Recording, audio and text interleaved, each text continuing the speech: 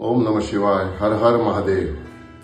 આજે મારે અન્નદાનનો મહિમા બતાવવો છે. માનવ જીવનમાં જોકે સેવા, સાધના, સત્કર્મ, યજ્ઞ, યાગાદી, હોમ, હવન, જપ, તપ એ બધું છે જ. બધા પોતપોતાની રીતે સૌના સ્થાને યથાર્થ છે. પણ અન્નદાનનો મહિમા શાસ્ત્રોમાં પાને પાને એટલો વિસ્તારથી વર્ણવ્યો છે. કારણ કે બીજા બધા દાનથી માણસને સંતોષ નથી થતો. એક જ વસ્તુથી સંતોષ થાય અને એ છે અન્નદાન. સોનું તમે ગમે તેટલું આપો, હામો ના નહીં પાડે. રૂપું કોઈ પણ જે ગમે તેટલી એને વસ્તુઓ આપો, એનાથી સામા માણસને સંતોષ નહીં થાય. પણ સંતોષ ક્યારે થાય?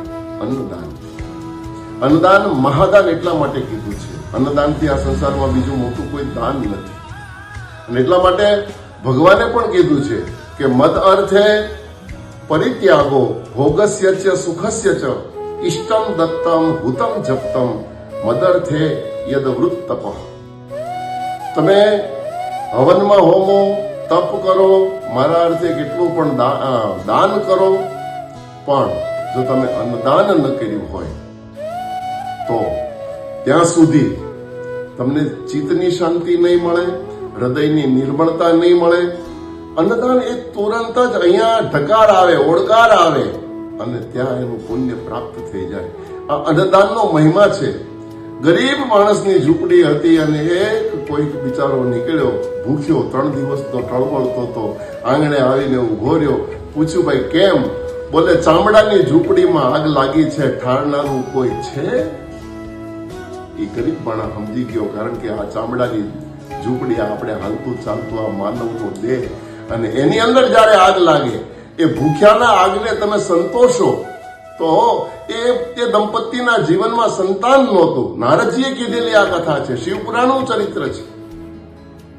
એ માત્ર એક ભૂખ્યાની આંતરડી ઠારીને એક ધરાણો ઓડકાર આવ્યો, એના હૃદયમાંથી શબ્દ નીકળી ગયો. એ દીકરીને ખાલી એટલું જ બોલ્યો, હાથ દીકરાની માં થા. અને એના જીવનમાં સંતાન નહોતું, એને 7 સંતાનો થયા. કહેવાનો મતલબ અન્નદાનનો એટલો બધો મહિમા છે. ને એમાંય ભાદ્રપદ માસમાં તે પાછળના 16 દિવસ શ્રાદ્ધના છે. અને પિતૃનું સ્મરણ કરી અને જો કોઈને ભૂખ્યાને ભોજન કરાવો તો તમારા પિતૃઓ ભલે વર્ષો પહેલા 7 પેઢીના પિતૃ સુધી એ અન્નદાનનો મહિમા પહોંચે છે. અરે અન્નદાનના માટે તો કવિઓએ ત્યાં સુધી કીધું છે કે દાનેશ્વરી કર્ણદાનેશ્વરી કહેવાણો. એને આખી જિંદગી સોનાના દાન કર્યા છે. દાનેશ્વરી કર્ણ કહેવાયો, એને આપ્યા સોનાના દાનજી. એ મળ્યા નહીં સોનાના મહેલમાં જાના, મળ્યા એને સોનાના એ મહેલમાં જાના, પણ ખાવા મળ્યું નહીં ધાન. તમે જે દાનમાં આપો ને એ જ વસ્તુ તમને પ્રાપ્ત થાય. તમે કોઈને આખી જિંદગી સોનો તો સવારનો પરોઢનો સમય કર્ણનો સમય કહેવાય છે. સવારમાં ઉઠીને દાન કરતો તો, હોનાના દાન કરતો તો, આખી જિંદગી હોનાના દાન કર્યા. પણ જ્યારે જમને માર્ગે જવાનું થાય ત્યારે રસ્તે અન્ન જોઈએ. એ વખતે એને હોનાના ટુકડા રસ્તે મળ્યા, કારણ કે સોનું જ આપ્યું હતું. આખી જિંદગી સોનું આપ્યું અને પછી જયારે સ્વર્ગને રસ્તે જવાનું થયું ત્યારે હોનું જ હામું આવ્યું. એ વખતે કર્ણએ કીધું કે હવે અત્યારે મારે ભોજનની જરૂર છે, સોનું કઈ ખવાય થોડું. એ વખતે ચિત્રગુપ્તએ કીધું હતું કે તમે અન્નનો દાણો દાનમાં દીધો નથી, અને જ્યાં સુધી તમે અન્નનો દાણો નહીં આપો ત્યાં સુધી તમને અન્ન ન મળે. અને પરિણામે એ કર્ણ બીજા જન્મમાં સૌરાષ્ટ્રમાં ચગાળસા શેઠ થઈને આવ્યો. અને ચંગાવતી સાથે એને વ્રત લીધું કે જ્યાં સુધી આંગણે કોઈ ભૂખ્યો દુખ્યો, કોઈ મારા ઘરે આવીને કોઈ સાધુ સંત, કોઈ બુંડીઓ જમે નહીં, ત્યાં સુધી અમે ભોજન નહીં લઈએ. અને પરિણામે એક વખત પરમાત્માએ કથા તો બહુ લાંબી પરીક્ષા કરી અને 15 દિવસના કોઈ સાધુ નહીં, કોઈ સંત નહીં, કોઈ ગરીબ, કોઈ ગુબરો, કોઈ મળ્યું નહીં. 15 દિવસના 2 માણસને ઉપવાસ થયા અને 16મા દિવસે જગતનો નાથ સાધુનું રૂપ ધારણ કરીને આવ્યો હતો.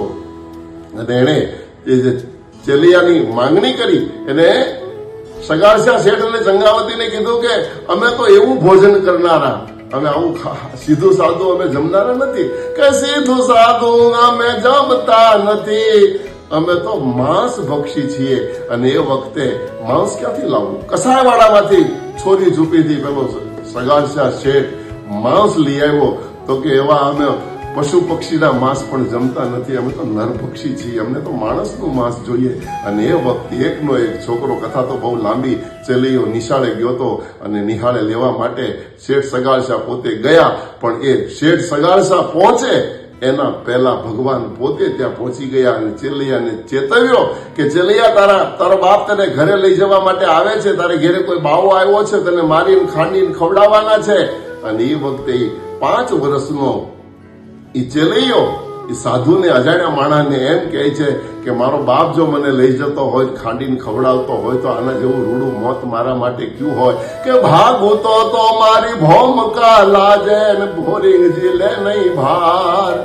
અમેરું સરીખા ડોલવા લાગે આકાશનો આધાર. મેરા મનમાં જા મૂકે પણ આ ચેલૈયો સત ના ચૂકે. કહેવાનો સાર એ છે કે ચંગાવતીએ ચેલિયાને કાપ્યો, ખાંડ્યો, એને ચૂલે ચડાવ્યો અને જગતના નાથને પીરસીને દીધો. અને એ વખતે જગતનો નાથ પાછો પરીક્ષા કરે છે કે હવે તો તમારે બીજું કોઈ સંતાન નથી, એટલે તમે વાંઝિયા કહેવાઓ. વાંઝિયાના ઘરનું હું ખાતો નથી. એ શબ્દ જ્યારે બોલ્યા ને ભગવાન, એ વખતે ચંગાવતીથી રહેવાનું નહીં, કટાર કાઢી અને ભગવાનને કીધું કે બેસી રહો બાબુ, હવે ઊભા નહીં થઈ શકો, મારા ઉદરમાં 5 માસનો ગર્ભ છે, તમે કહેતા હો તો અમે વાંઝિયા નથી. અને એ વખતે જગતનો નાથ ધ્રુજી ગયો હતો. એને હાથ પકડી લીધો કે રહેવા દે ચંગાવતી, રહેવા દે, હું તો પરીક્ષા કરવા આવ્યો હતો. અને એ વખતે હરિને હરાવ્યા, પાછા પગલા ભરાવ્યા. સતીરે સંગાવતીએ હરિને હરાવ્યા. અન્નદાનનો મહિમા અપાર છે, શબ્દોથી જેટલો પણ વર્ણવું એટલો ઓછો છે.